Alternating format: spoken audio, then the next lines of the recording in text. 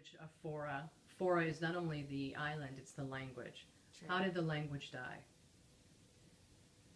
The language died like any language dies. Like we talk about Latin. Latin's a dead language. It exists, but it's something exotic. It's not used per se. In the context of the island, it died from not being used. And it died because of migration, because you adopt the language of the country you go to and you forget the language of where you come from. So you've created a story that takes a snapshot of a community, of a culture that may be dying. Absolutely. And you know, these things are happening in the world. They're not just happening in my head. There's a place called Tuvalu in the South Pacific, and that island is sinking.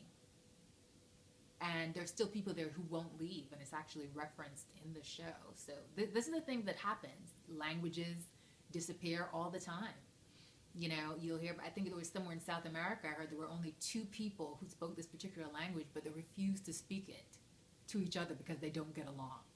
They haven't spoken for decades, and people beg them to speak, and they just won't do it. So that language is going to die. These things happen.